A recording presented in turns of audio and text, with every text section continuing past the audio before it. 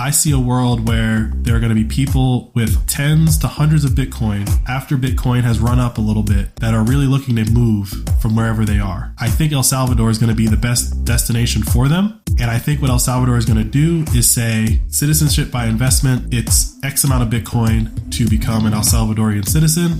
You got to prove that you have it. If you prove that you have it, you're more than welcome to come. If you're already here, you're an El Salvadorian, you don't have to prove anything.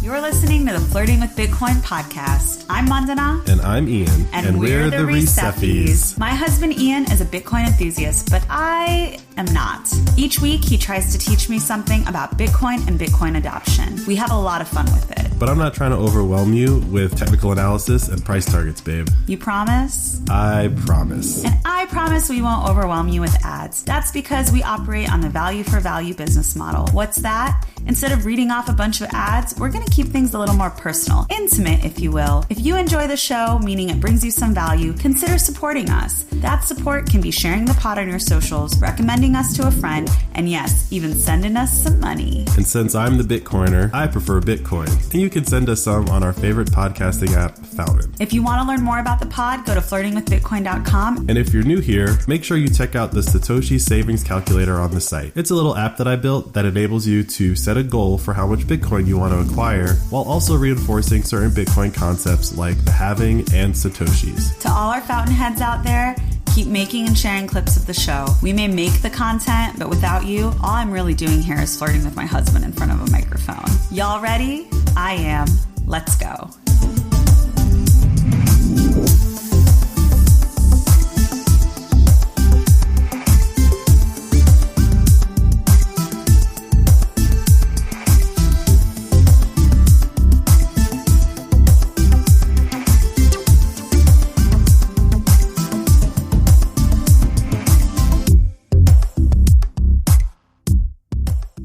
Hey, Ian.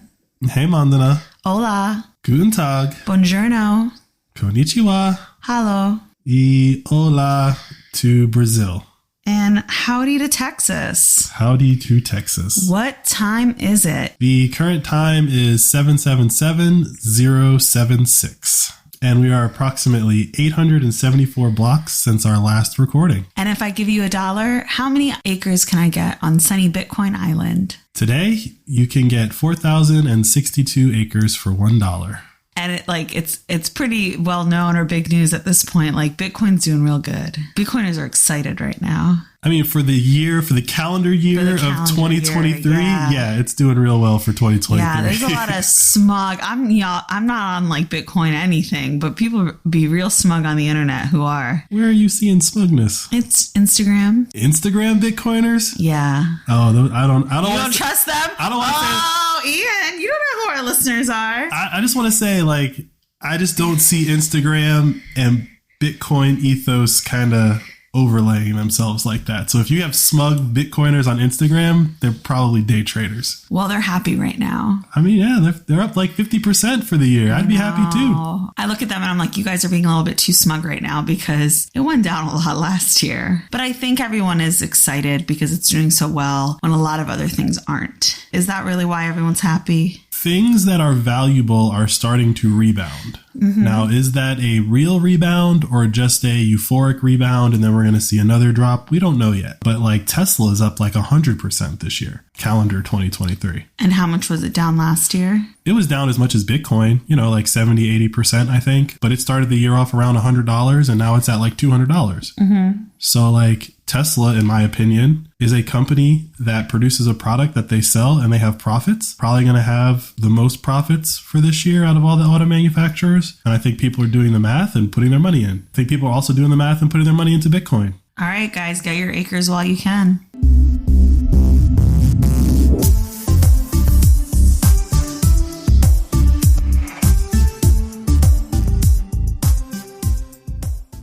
A little bit of housekeeping before we start the show. So looking at the metrics, 37% of y'all are listening to us on Apple. If you are listening, you could actually be earning Bitcoin if you listen to us on Fountain. Well, you guys just experienced is how Ian gives me a talking to. It's very gentle, but as you can tell, there's disappointment in his voice. This isn't disappointment. He's like, it's come to my attention that you're using Apple Podcasts, and I'm really disappointed in you. You should be using Fountain. This isn't disappointment.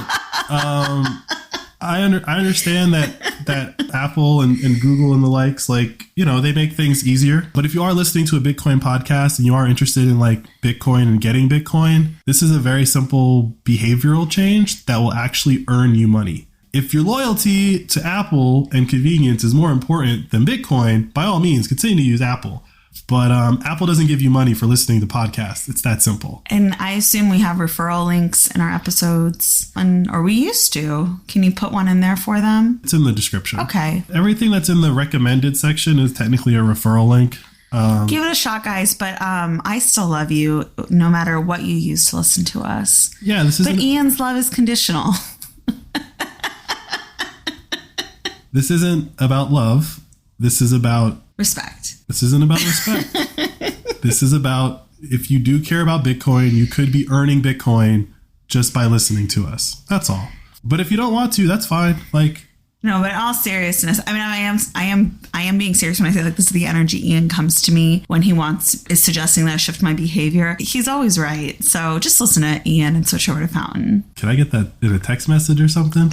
I say that all the time. I trust your judgment. Yeah, you don't say I'm always right. You're always right unless I'm right. And then I have to explain to you why I'm right. But about something like what app to use to listen to a podcast, what do I know? Yeah, you're right. There are things that I'm right about that you question, but you eventually see I'm right about. But for you, I give you the benefit of the doubt a lot. So I know I'm the only one married to Ian here, so it's easy for me to say, like, you know, just listen to my husband. But really, when it comes to like applications, if Ian's suggesting or recommending one, like, take the recommendation. He does his research. He knows what it's talking about. And really, like on Fountain, you can pull a good amount of sats. So give it a shot. We don't work for Fountain. We're not sponsored by them, but I'm just trying to get you paid. We're trying to get everyone paid. There's only so much Bitcoin to go around. And once people actually figure out what Bitcoin is, it's going to be a very scarce thing.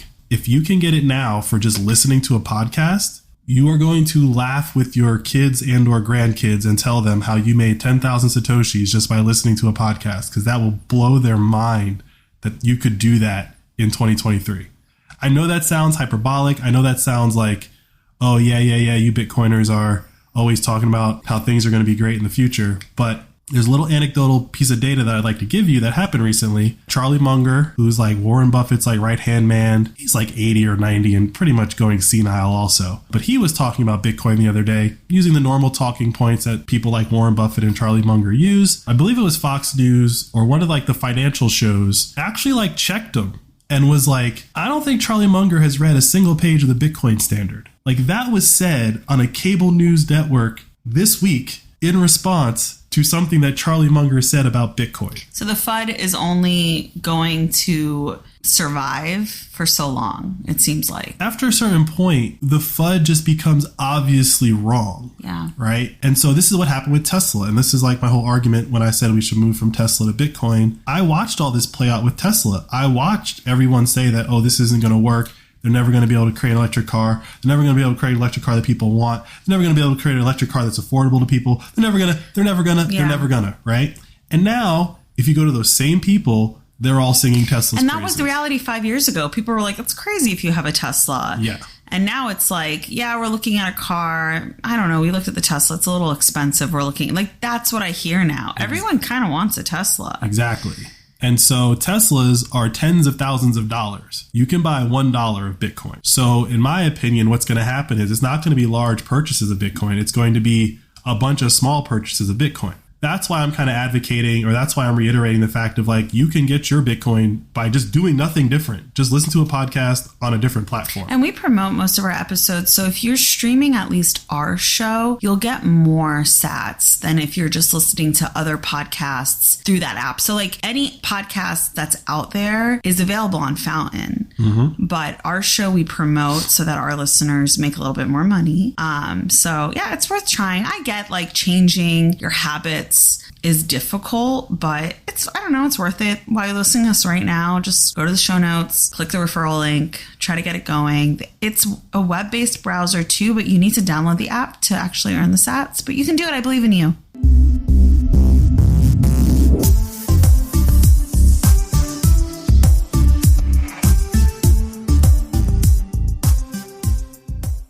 All right. Well, we just finished the second Flirting with Bitcoin challenge on social media this week. It was really cool. Quick refresher. We asked people to spend up to $50 US on Bitcoin, show us the proof on social media, and we'd match it. Up to $25 on Twitter or Instagram, and up to $50 on Damus. And I think we got a couple of our listeners on Damus who hadn't before. It gave them that incentive. And it's not Damus, it's Nostra. Oh, Damus you're right. It's Nostra. My bad. Damus is just one of the many clients. I need to get that together.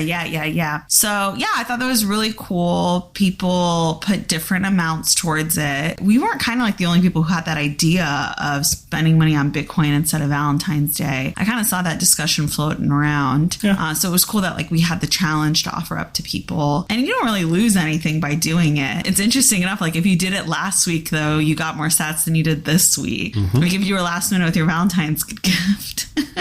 You got less sats, right? Technically, yes. It pays to be proactive. But shout out to the winner, Plebiscito. This is not going to be the last challenge we do. So if you didn't participate, please look out for the challenge next time. And of course, if you are in a situation where you want to get someone a gift, don't wait for us. Do it on your own. Give them the gift of Bitcoin. It's the gift that's going to keep on giving.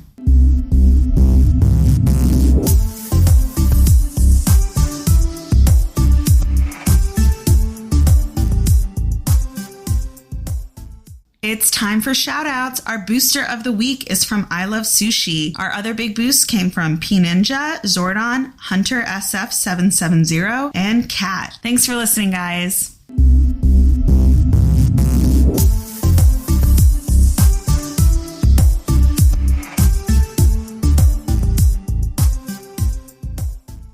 All right, so I know a couple of things have happened in this past week that have got you tickled or excited. Is that a good way to describe it? Maybe. Depends on what story or what you're talking about. Some of it tickles you, some of it... I don't think so, but maybe you know something I don't know. Okay, so the first story, I'll introduce the topic because we talked a lot about this last week. And I had a lot of opinions. As usual. So the topic continues of Bitcoin NFTs or inscriptions. What's going on with them? The community has, had its discussions in its various forums, whether on Twitter or Nostra or different people's podcasts or whatever. The Flirting with Bitcoin podcast. Yeah. Because Bitcoin is all about consensus. It seems to me that the consensus around this is that they haven't broken any fundamental rules about Bitcoin. They are using it in a way that maybe people wouldn't like because it's NFTs and that was a trash activity from all the other altcoins. But fundamentally, they are just writing data to Blockspace and they're paying the going rate for that in a free market. If it's technically not hurting anybody, like we talked about last week, it's you could call it graffiti. But fundamentally, I think people are coming around to the idea, which is my analysis of it as well, is like, I might not like it. Yeah, that's to be your stance on it. Yeah, it's like, I don't like it. I wish that NFTs didn't really exist because it seems like at the end of the day, they're always just I created a bunch of images that now have value because I made them rare. But fundamentally, it's just a JPEG. It can be replicated, yeah. Right? Like, it's just data. Okay, let's let this, like I said last week, the last hurrah. People are going to overpay for JPEGs using Bitcoin now. Fine, whatever. But the thing that I think is most important here is that they are showing that Bitcoin is valuable, but it's actually the block space that is valuable. I messed up on this last week. There's only 4 megs of block space available to write to every 10 minutes. And that's never going to change, probably forever. As more people come into the Bitcoin community, as more people figure out like things that they can do with Bitcoin, it might not be JPEGs, but when more people want to write to this block space, it is becoming more valuable real estate. And if people are willing to pay, if they want to pay a higher rate, that's on them. If you want to overpay to store a JPEG, like... So you think it's like a victimless crime? I think that as with everything else that's happened so far, people just kind of have to watch it play out to understand, like, it wasn't that NFTs were the problem. It's that we hadn't actually thought about how valuable is a block. Because right now, fundamentally, a block had no value to it. There was no value to the block. It was just, I need to move my Bitcoin from point A to point B, and I do it by putting a transaction on the block. But now there's like all these inscriptions, and you might not get your transaction from A to B for a long period of time. Now it's like, wait, the space itself was valuable, and maybe that wasn't priced accordingly. I don't know if NFTs are going to last, but I do think that there will be something that ends up writing data to the blockchain that's going to be very valuable. And it's going to be, I don't want to say as valuable as Bitcoin, but it is going to show that those 4 megabytes are extremely valuable. A lot of people are out here testing this out right now. Oh, yeah.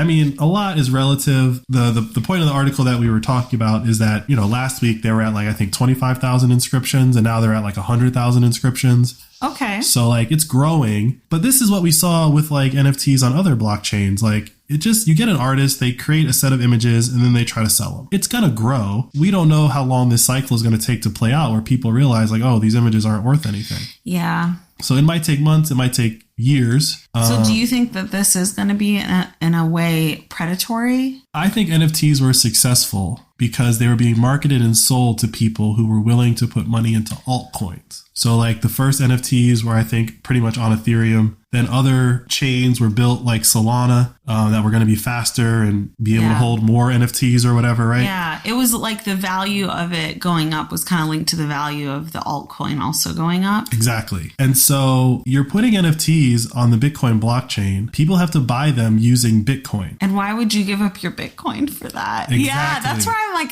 it's exactly. We'll just have to see how this plays out and who's going to try to be the face of this. I just think it's very interesting to try to sell NFTs to Bitcoiners. Yeah. Like fundamentally, that's what they're trying to do. Obviously, they're selling some, right? Yeah. Fundamentally, you're trying to sell NFTs to Bitcoiners. And while they may not all be Bitcoin maxis, I think as things get worse economically. And as the price of Bitcoin goes up, like, why would you be giving up your Bitcoin? The price of Bitcoin is really irrelevant. I know, but I mean this specific week, right? When you're saying like last week there's 25,000 and now there's 100,000 inscriptions. To that same week it went up, what, like from 22,000 to 25,000. NFTs are fundamentally fiat. Bitcoin is scarce. No one can make more of it. NFTs, every day you wake up, someone can have a new set of inscriptions that are for sale. Mm-hmm. There's no limit to how many inscriptions can be for sale, theoretically. So there's no cap. There's no like 21 million cap for inscriptions or whatever, right? Mm-hmm. So like fundamentally, anyone can create inscriptions. Anyone can offer them up for sale. The only thing that makes your inscription valuable is someone willing to pay more than you paid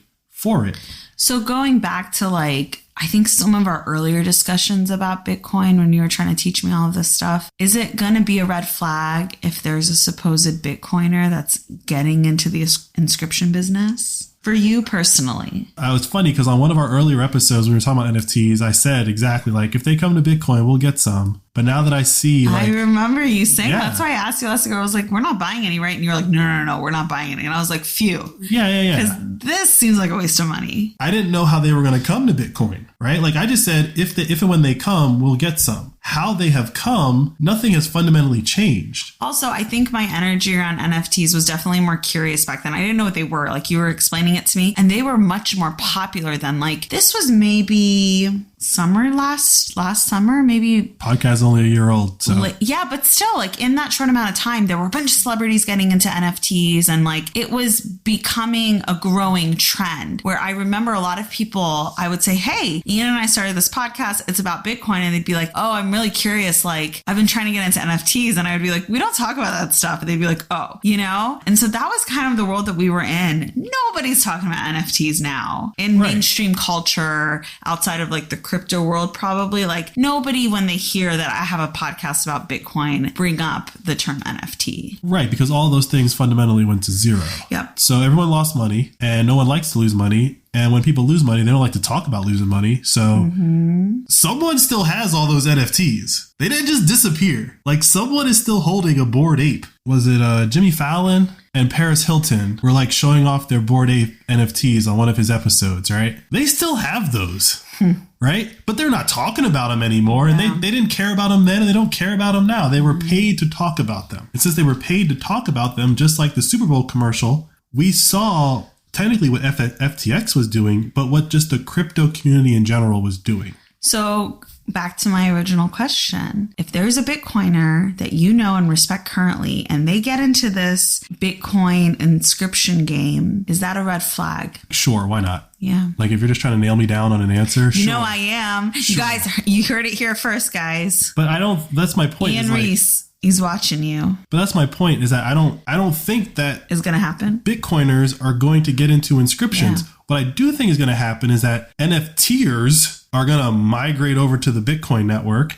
And look it up. And from that cohort, a few of them will be baptized by fire and will understand maybe they came for the NFTs, they stayed for the Bitcoin. Put it on a t-shirt. It's probably going to be an inscription.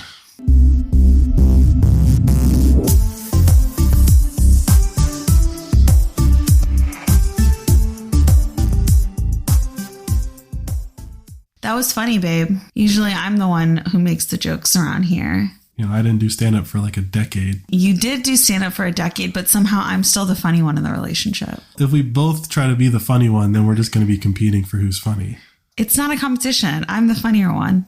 I mean, I have literally video documenting laughs. Yours is all hearsay. My laughs come from you. I laugh at everything. You laugh with me. Sure. But you laugh at other things. All I'm saying, Mr. Chuckles, that was a good joke, and I liked it. Thanks. And I like you. I try. All right, baby. What's the next news story? The next story, it's Bitcoin related, but it's also Nostra related. And since we're trying to talk about Nostra now and it's interweaving with Bitcoin, this is our Flirting with Nostra segment of the show. Ooh, can I make a song for it? Sure. We're flirting with Nostra tonight. Flirting with Nostra. Flirting with Nostra. So the state of Wyoming the legislature has passed a bill. It's going to the governor for signature, but the state of Wyoming has passed a bill that protects your private keys. I'll just read what the bill states so that I don't misspeak. No person shall be compelled to produce a private key or make a private key known to any other person in any civil, criminal, administrative, legislative, or other proceeding in this state that relates to a digital asset, digital identity, or other interest or right to which the private key provides access, unless a public key is unavailable or unable to disclose the requisite information with respect to the digital asset, digital identity, or other interest or right. Now, that's a lot of words. Yeah, that unless gets my attention, though. That's a lot of words, but the core point here, shall not be compelled to produce a private key. But then it said unless the public key can't get them the information they need. Yeah. So they can be compelled in certain situations. This is why it's part of the Nostra segment, right? So let's use Nostra. You have a public and private key. If you go to a court, and I'm just hypothesizing. And that's just your login information. Technically, only your private key is login information. And your public key is what people can see. Everyone can see your public key. Yeah. Hypothetically, and this is just a hypothetical, I'm not saying this is how this will play out, but I'm just using this as an example. Someone wants to see all of your tweets on Nostra, right? In a Twitter world, they would need your username and password, or they'd go to Twitter with a court document and say, Twitter, give us everything in the database on this username. Why couldn't they just look at my profile? Well, there's DMs and stuff, right? Like, oh, okay. Okay, right? So like with Twitter, because it's a username and password and you don't really control your password, that's in Twitter's database. Twitter can basically lock you out of your account and do whatever they want to do. It's their information. It's their information. Yeah. With this law and how Nostra works, you can't compel me to give over my private key because my public key is basically made available to the world. But we're technically trusting these apps that we give our private keys to that put us on Nostra, right? Just using Damus for an example. Yeah. Like, it's an open source project. The one I use, Amethyst, is an open source project. You can go in there and look at the code to see that they're not doing anything nefarious with your private key. They're not sending it off to some database, right? I would be very leery of a not open source Nostra client, Okay. right? I trust you're not doing anything nefarious because it's open source. So that means you're not even storing the private key that's associated with my public key? I mean, there's Sorry, I'm technically... getting pretty technical. You are getting pretty technical. But are you impressed that I'm asking these questions? It's impressive that you're asking the questions, but it's kind of missing the point. Right? So like you understand, but no, like you understand the technical part of it, right? You're like, I gave you a private key. It's got to go somewhere. Right. And wherever it went, it's like, is that secure? Yeah. Right. And can Damus get my key and just turn it over just like Twitter could turn over my password, right? Exactly. Okay. Without getting too technical, the answer is no. Okay. Right. But what this law says is that it's not just that you cannot be compelled. It's that even if Damus had your private key, they could not be compelled. They could not be compelled. Law enforcement can't compel you. Sure. All of that stuff. Sure. Now, we'll see how this holds up in court because obviously this is a bill that's been passed and it hasn't been kind of signed into law yet. But when you take this bill and then you look at how Damus works, it basically says you can never take my Damus account, my Nostra account, right? Now, that doesn't mean that you can't see everything that I've posted on Nostra, right? Because my public key is available and you just plug it in and you can see all the things that I've put out there. But this bill wasn't written for Nostra. This bill was being put in the works for Bitcoin probably before Nostra really took off. Yeah. So what Wyoming was doing was trying to protect people's Bitcoin private keys. We got Senator Loomis from Wyoming. She's a pretty big Bitcoin advocate. We got Caitlin Long. She's not a politician, but she's trying to start a bank called Custodia. I'll put a link in the show notes. But Wyoming has like a pretty decent Bitcoin vibe going through it already. I don't think you've ever mentioned this to me. What? Mentioned what? Wyoming. Well, I mean, all the action's happening in Texas, right? But, seems like things are happening in Wyoming too. So Wyoming is a little different than Texas because Wyoming has, I believe, a single representative in the House of Representatives, and they have a very small legislature and a very small population. It's easy to get stuff done. It's not that it's easy to get stuff done. It's that there tends to be a consensus in Wyoming. So when you talk about consensus and what Bitcoin is about is consensus, the fewer people there are, the easier it is to form a consensus. Some of the ethos of Wyoming, similar to Texas, similar to, Colorado and like the West, which is like government should stay out of my shit. Full stop. Now, if I got to write down each thing you need to stay out of, fine, I'll do it. And it seems like they felt it very important to write it down. And like I said, this bill was specifically targeted at Bitcoin. But because Nostra works on public and private keys also, they didn't say Bitcoin in this bill. They said private key. So now you have, if this goes through in Wyoming, you have like ultimate freedom of speech and ultimate monetary freedom in Wyoming. Yeah, until the federal government comes in and says, fuck your laws. Well, I don't think they would win that battle. But there will be that battle. It'll happen. I mean, that battle has technically already happened. And that's the thing about Bitcoin and cryptography that I think a lot of people are missing when the Bitcoiners get really excited about how it's inevitable. We've already had the argument about cryptography being protected as speech. We've already had that battle and the government lost. There's a DOJ case. We can do an episode on it. But the short of it is that they tried to say that encryption was a national secret that should not be knowable. The people just printed it all out, all the code out on paper and said, well, it's speech. Like, it's just a mathematical equation. There's nothing special about it. And they backed off and they lost the case. This has already been settled that encryption is protected. The government has already lost this argument when it comes to encryption. And a lot of people are unaware of that court case. And we can do a whole episode about that. But what Wyoming is doing, while we might have won the battle with, well, you can't make encryption illegal, this is saying the thing that can unlock the encryption is protected. And if they pass this and they try to take it to court, that the federal government tries to take the state of Wyoming to court over this, I imagine that they would lose because you just pull up that previous case and say, you're basically compelling someone. I don't know. It'll be interesting to see how it plays out because I think the right to free speech is different from access to information. Right. So here's the thing. Let's try it a different way. I don't have a private key anywhere. I got 12 words memorized in my head. Yeah. You know, as the government, you know that I have 12 words memorized in my head. How do you compel me? Yeah. I mean, that's what we talked about, I think, in our second or third episode. But this is my point, right? So, like, how do Torture. Right. Yeah, that's the only way. So the federal government has to torture me to get me to say these 12 words that will recreate my private key that will then unlock my Bitcoin. While I would like to say the federal government isn't in the business of torture, we know that they are. So this is like a little bit of extra, like, hey, you can't compel someone to turn over their private keys. I'm with you. I think this is like good legal precedent to set and all of those things, but I don't think that this is I think that there's going to be a fight ahead.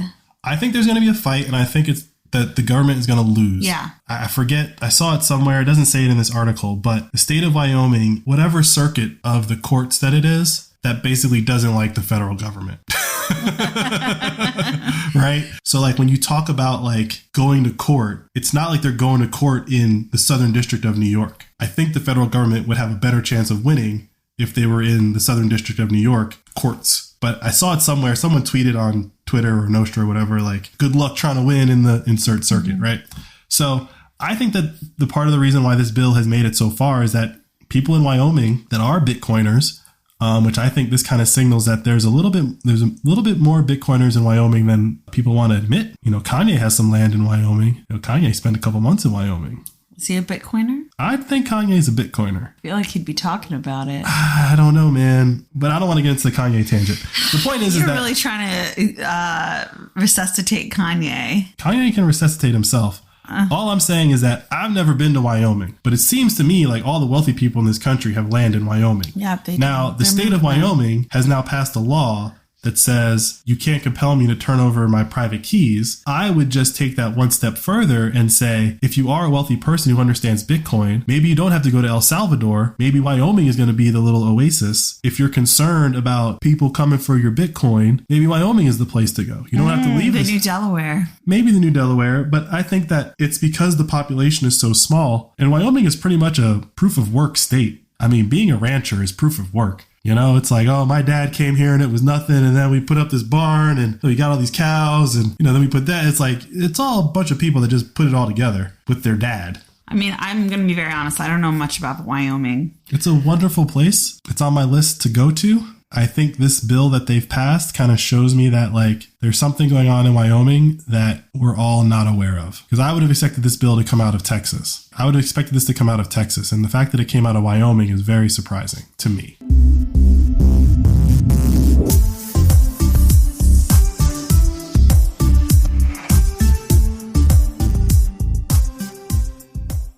Speaking of Texas, not to be outdone by Wyoming, it was just announced that El Salvador is going to open a Bitcoin embassy in Texas. You sound like you're questioning that, but the article's right in front of you. Yeah, but like, what does it mean to be a Bitcoin embassy? I don't know what it means, right? Like, I'll be honest with you. I don't know what this means, but this isn't the first one that they've done. The first one was in Lugano, Switzerland. And Lugano, Switzerland is a place where Bitcoin has become legal tender within the city. So I imagine Bitcoin embassies will be opened up where Bitcoin is legal tender. It's opening in Texas. It's not legal tender in Texas. So does that mean something's happening that we don't know about? Or does that mean that El Salvador is just trying to plant flags in places that it thinks are very Bitcoin friendly? Yeah, like it's just a new embassy, but they're putting Bitcoin in front of it. Yeah, I mean, it got your attention, right? Like, if I told you El Salvador was opening an embassy in Texas, nobody would care. If I say a Bitcoin embassy, Yeah, it's branding, it's marketing. Yeah, and so Bitcoin has really helped rehabilitate El Salvador's brand across the planet. But I think there's a little bit more to it. Obviously, it's just speculation at the moment. But I do think that Bitcoin embassies are going to be, as like the world operates today, it's going to be a different type of diplomatic outpost. So you have consulates, you have embassies, right? Fundamentally, those are just places that are representations of your country in another country. The United States has embassies all over the world, and it picks and chooses where it puts its embassies, and it sometimes takes its embassy away as like retaliation or punishment, but it's like, we didn't really want you here anyway. But I think what El Salvador is doing with their Bitcoin embassy It's focusing attention on Bitcoin, pointing out how when you do things in Bitcoin, it's a little different. And so a Bitcoin embassy from El Salvador really means like, hey, if you're any type of politician in the United States who doesn't feel like they're getting the information straight and doesn't want to fly to El Salvador. It's diplomacy. It's diplomacy, right? Yeah, I get that. I think I was also thinking like if it's business between the state and El Salvador, because the article does cite like the amount of money, commercial transactions that the country and the state have. The thing that kind of was like, is that, Bitcoin has no borders. So that's when I hear Bitcoin embassy, I'm like, you don't need to go through a government to do your Bitcoin business. Right. But I understand what you're describing. But this has nothing to do with Bitcoin. This is just El Salvador putting the word Bitcoin in front of something, right? To get people's attention. Yeah. Now, I do think that there are a decent number of politicians in the United States, for political reasons, are not going to go to El Salvador to meet with Bukele, right? Like, that's just probably not going to happen. But I do think that they're more than willing to go to a diplomatic outpost of another country inside of our own country and have a conversation, right? Now, Tucker Carlson has interviewed Bukele. He's interviewed Michael Saylor. He's interviewed Max Kaiser. I would argue that Tucker Carlson has educated his listeners to Bitcoin the most out of any talking head in like legacy media, just by having those three people on. I've watched all three interviews. Like, if you knew nothing about Bitcoin, you definitely had to take something away from it. Say what you will about Tucker Carlson. So I think this Bitcoin embassy is just like, as a politician in the United States, you could go to the embassy and say, I'm here on behalf of my constituents. I want to see if Bitcoin is right. How is it working in El Salvador? Why did you do this in El Salvador? El Salvador has like this massive gang problem. Let's send the mayor of Baltimore to this place. If Bitcoin has done for El Salvador what it appears it has done, what happens if Baltimore does the same thing? Why can't Baltimore be changed in 18 months and all the gangs rounded up? We have gang problems here too. It just seems like it takes a will. We have El Salvadorian gangs here. We do. But the point that in the area that Ian and I live in, we have a major El Salvadorian gang problem. I'm not putting an adjective in front of the gang. I'm just saying we have gangs. Yeah. I was like having a shower thought the other day. I was saying to myself, I'm a United States citizen. And with that, I have the right to technically move anywhere in the country that I want. We have this construct called countries. And so because we're countries, if I want to go live in, let's just say El Salvador for the purpose of this conversation, I can't just go live in El Salvador. There's like a process, right? I think that what El Salvador is doing is breaking down the walls of that process. I predict in a very short amount of time, El Salvador is pretty much going to open its doors. And they're going to say, everyone is welcome to come. Bring your best, brightest. And we're not going to do this BS of like, you can't come in. I see a world where there are going to be people with, let's say, tens to hundreds of Bitcoin after Bitcoin has run up a little bit that are really looking to move from wherever they are. I think El Salvador is going to be the best destination for them. And I think what El Salvador is going to do is say citizenship by investment. It's X amount of Bitcoin to become an El Salvadorian citizen. You got to prove that you have it. If you prove that you have it, you're more than welcome to come. If you're already here, you're an El Salvadorian, you don't have to prove anything, right? Like what that really means is that, Bitcoiners are working fiat jobs and converting that fiat into Bitcoin, right? Even if you borrowed money to buy the Bitcoin, which that's aggressive. People do it. But even if you borrow money to buy the Bitcoin itself is valuable. The debt that's associated with that Bitcoin is probably going to do you in if you do too much of it. But I think that having Bitcoin in the very near future is going to be the way that you show that I'm a productive member of society. Because if you're a person that's walking around with money that everyone kind of understands, when this all fiat thing falls apart, and everyone understands that like it's just printed money and it's not real. You want to throw a bag full of gold on a plane and go to El Salvador, be my guest. But I think that people are going to understand one way or another, whether they like it or not, the only way you can get Bitcoin is through doing some type of work.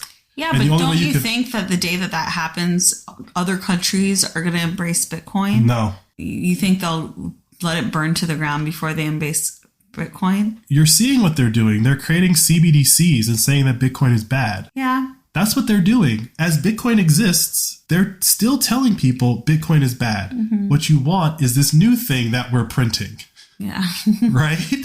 There's that movie, what was it? Where like the planet freezes or something? The World After Tomorrow or something like that? I never saw that. Okay, but there's a movie where basically like the planet is going to freeze. People do the math and they're like, you got to get below this latitude. And then they cut to like, out in the world. And all these Americans are like trying to get into Mexico because you got to go south, right? And the Mexican guards are at the border keeping the Americans out. I think that that's what's going to happen. There are going to be people who are like, we got to get out of here. And all the places that are accepting you, you're not going to be able to bring your fake printed wealth. Yeah, but what about places like Mount Wyoming and probably other parts of the country where they'll have embraced Bitcoin and they'll probably become, like what I'm thinking is they're going to become the new New York cities. Maybe. The financial hubs of the country. Maybe, but like you said, what if the government's coming for Wyoming? Yeah. What if they arrest the governor for passing this law? Like, you got to have your line, right? I say this all the time. Everyone has their line. Oh, absolutely. I agree with what you're saying, but I also, like you said, you are in an echo chamber. And I think that silly to think that as time goes by, there aren't going to be Bitcoiners that grow into powerful positions where they might change the minds of the, like leading institutions in this country. Like even in Congress, like right now, if there's one senator that's a Bitcoin, I don't know if they're a Bitcoin maxi or just a Bitcoin or whatever that is, probably in 10 years, that number will be higher and maybe so on. Especially in the House of Reps, it'll probably be a drastically larger number. Maybe. As we see, like we have a dying population of people in Congress that are going to die in the next 10, 20 years. And then everyone's going to be incredibly younger. We're already seeing that trend happen. So I'm just saying, I think there's other ways that all of this could play out, at least in America.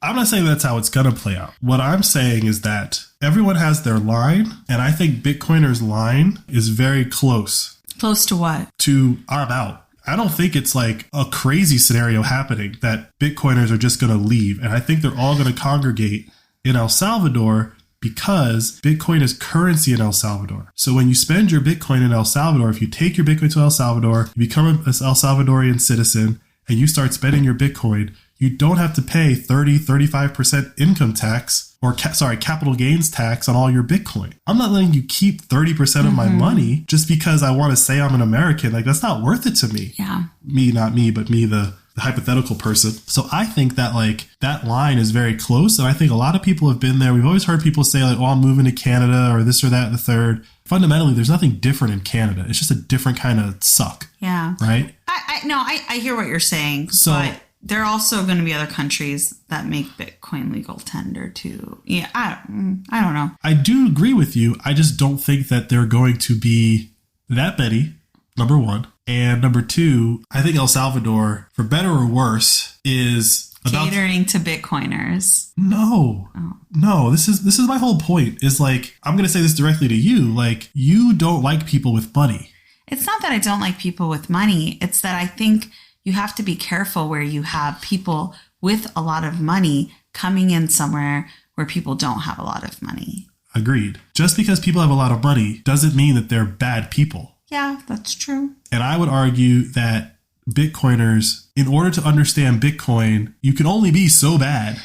See, I know you say that because those are your people, but I don't know. I don't know if that's true. For me, I'm just like, they're just people, and maybe this makes sense to them, but maybe this makes sense to them because all they care about is making money, and I don't know. Like, I am not in the space of if someone's a Bitcoiner equals good person. Right. And you're like, if they're a Bitcoiner, they have the same ethos as me and they have the same values. Right. They have the same fundamental understanding, which is the current system is no good. But that doesn't mean that they're not people that won't exploit other people or oppress other people. That doesn't. I hear the word oppress, and I'm just going to say, like, I disagree.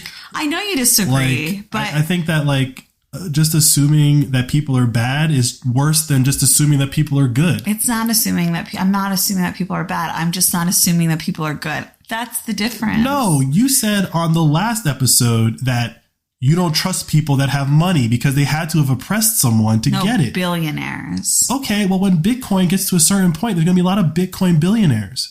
There's a lot of Bitcoiners right now There's a lot of Bitcoiners right now. Billionaires in the sense of fiat, but yeah. There's a lot of Bitcoiners right now in their lifetime are going to be the equivalent of billionaires today. But they got their money not by oppressing people. But how many Bitcoiners will be in that situation? There's only so much Bitcoin. There's only a handful of Bitcoiners that have hundreds of million, like who have 1 million Bitcoin. The number of Bitcoin doesn't matter. You're just talking about a percentage of the overall wealth. We live in a world with billions today because the percentage of the wealth is always changing and being, like, it's just continually growing, right? What used to be a billionaire is now a billionaire. Exactly. Yeah.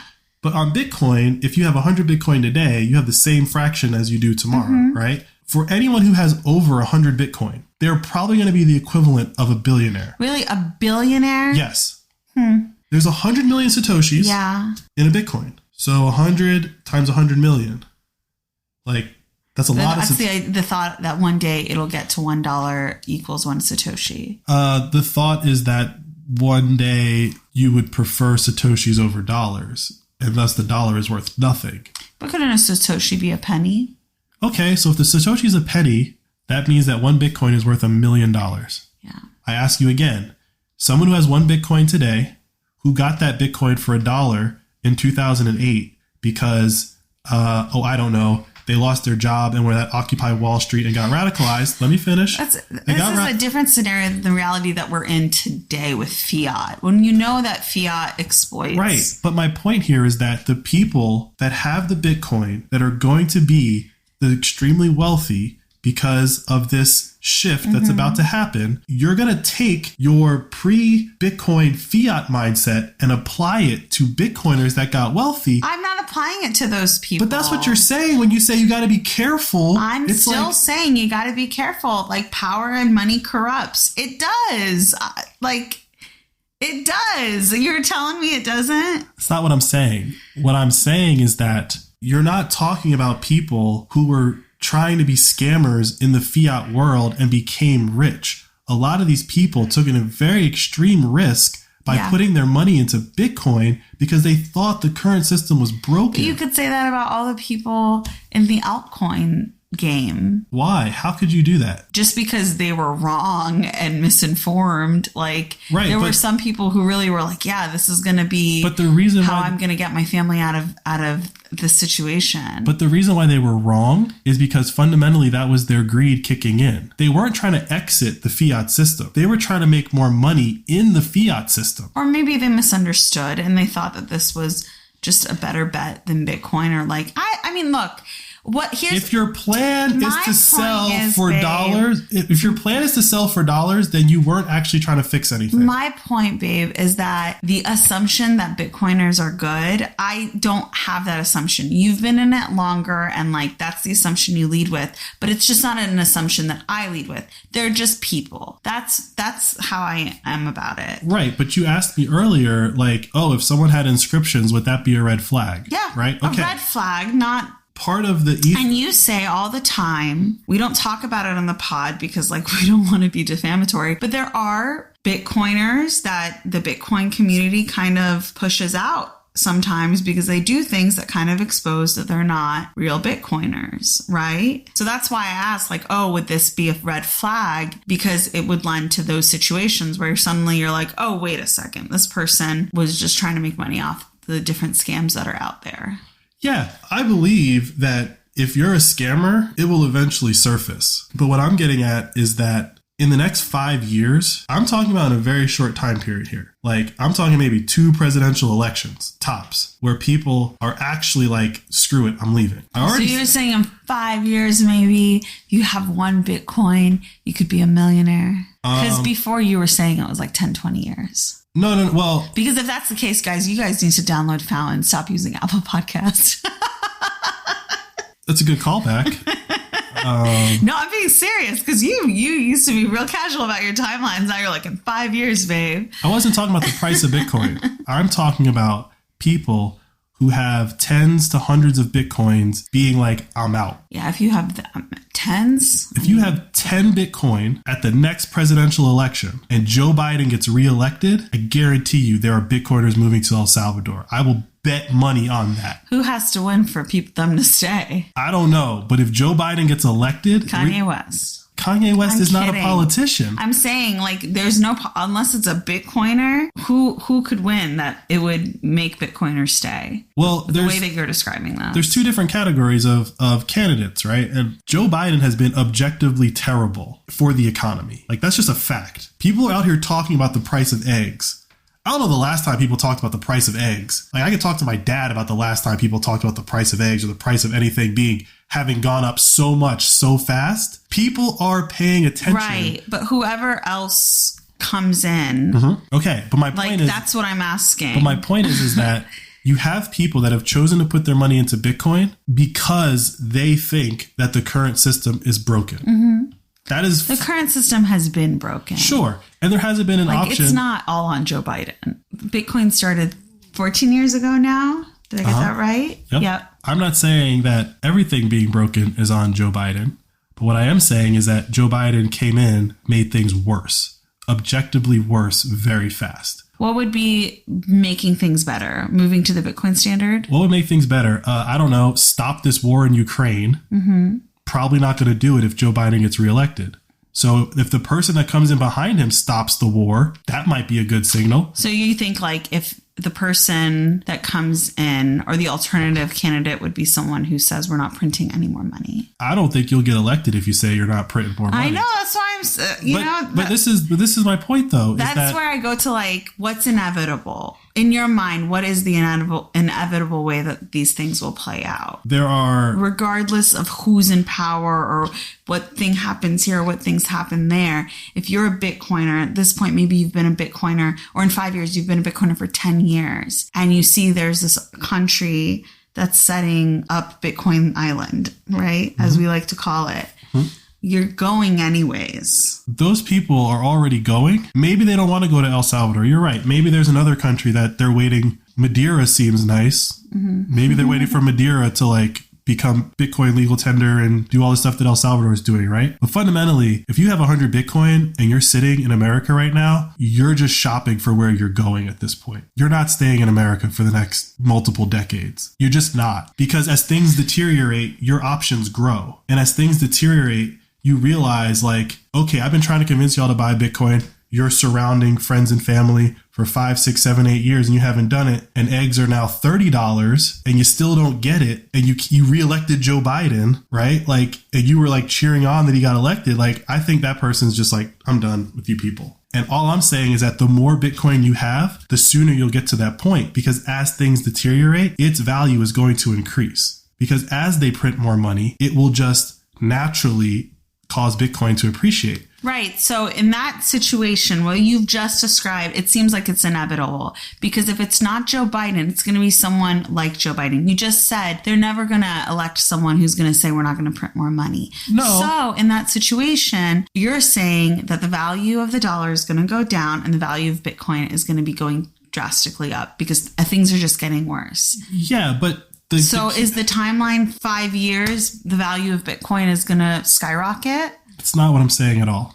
It's just if you have 100 Bitcoin. Like, if That's you had enough for you. If you had 1,000 Bitcoin right now, in 5 years, you're probably golden. If you have 100 Bitcoin right now, it might be 8 years.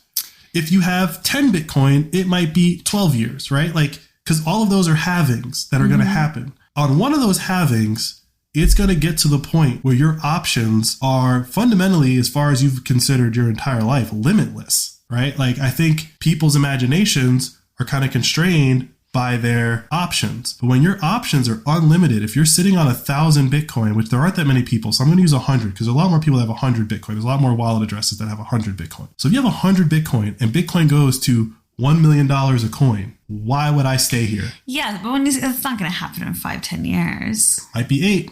Really? Might be 2 halvings. All right, guys, download Found Podcast. But this is fundamentally my point. Because I will say, like, you don't talk this way at all, ever. And so it's very, like, interesting to me that you're talking about it this way. I talk about it like this all the time. No, you're always like, because there's always this joke whenever Ian sends me anything about, really positive stuff about Bitcoin. I'm like, so can I quit my job? And he'll say, not yet. So 5 to 8 years, can I quit my job? Because before you used to say 15, 20. 20 years guaranteed. Yeah, that's retirement. Right? Okay. So you could be in this for the normal life cycle of things where like you just retire and you just live a great life on your Bitcoin because you're retired. Mm-hmm. Everything that's going to happen in the next 20 years, in my opinion, this is not financial advice. In my opinion, everything that's going to happen is just going to move that timeline up. Mm-hmm. Nothing is going to happen that's going to cause your retirement to go further into the future if you have Bitcoin. Now, there's a lot of people in France that don't have Bitcoin and the government just pushed their retirement back and they're rioting because of it, right? Because they were expecting, I'm going to be done at 55, but it turns out not your keys, not your coin. Yeah. They get to decide when you retire. I mean, when they did that to us in America, no one rioted. So good on France. Good on France, right? But what I'm saying is that your retirement, your personal retirement is locked in. You're definitely done in 20 years, right? Now, that could be 10. Yeah. Right? Or 4. It could be 4. Or a year. We don't, my point is your girl's tired. My point is that we don't know. But what we do know is that if Joe Biden gets reelected, nothing is going to change. And things have been getting objectively bad for the last 2 years. Started a war in Ukraine. A lot of people are going to try to say that Joe Biden didn't start this war in Ukraine. I fundamentally disagree with them. They started a war with Russia in Ukraine. They also blew up the Nord Stream pipeline that belonged to Russia. Russia's not going to let that slide. I don't know what Russia's going to do to retaliate, but they're not going to let that slide. The reason why no one is putting these two things together is because no one is talking about the fact that they basically admitted that they blew up Russia's pipeline. It has been factually proven that this is what they did. Now, if they're going to say they're not involved in this Ukraine war, but then also admit to blowing up a pipeline, that's an act of war. Really? Is that the narrative out there that the United States is in an war with Russia? No, we're supplying resources to Ukraine. It's a proxy war. It's a proxy war that we're blowing stuff up on behalf of no. That's how we do proxy wars in America, baby. My point is that this proxy war, it's very American of us. This proxy war is messing with the food on the entire planet. It is. 20% of all the grain in the world comes out of Ukraine, and it's not coming out of Ukraine this year. Mm-hmm. So that's 20% less food for the whole world. I don't know what that's going to mean, but it ain't going to be good. Mm-hmm. Fertilizer comes out of Ukraine and Russia. That ain't happening. So if they just keep doing exactly what they're doing, things aren't getting better. In a place like the United States, where people have had this illusion that, no matter how bad it gets, it's going to be fine here, that illusion is already starting to break. People are paying $10 for eggs and they want to know why, and it don't make sense. And they just don't understand how this is possible. And if you're a Bitcoiner, you fundamentally understand how it's possible, and you're looking for a place where that's no longer possible. Yeah. And right now, that place is El Salvador. I want to close with some advice on eggs if you're in America. Go to the fancy organic store and buy the fancy eggs because they're cheaper than regular eggs. The price of eggs that I normally buy has not changed in the past 6 months. Yeah, when you're already paying an expensive price, you're just used to the price. It's less than the price of regular eggs, so... Or, find a farmer. Tip. Yep, find a farmer. We have a farmer that we normally buy eggs from, significantly cheaper than anything, but they're just, it's winter. They don't have farmers markets out here during the winter, but... And if you got some land, maybe you start raising some chickens. So just a lot of financial tips today, download the Fountain app, find a farmer. Yep. And stack them sats. Yeah. If you're listening to our podcast, I feel like you guys know what's up. You've heard me go on these rants multiple times. Seriously, share this with your friends. Share this with your family. Maybe you're not making the argument well enough. Maybe I'm not making the argument well enough. They are breaking a lot of stuff right now. And the financial tip that I would give, if I'm giving anything, is just acknowledge how broken it is and start looking for how to protect yourself. Now, I would argue Bitcoin is that first piece of protection. Other people probably tell you, buy guns and other things, and maybe that's also true. But the first line of defense, according to Ian, is having some Bitcoin. Well, I feel protected, babe, thanks to you. And because we're flirting with Bitcoin tonight. Yeah. I'm definitely cutting that. No. We're going to keep it.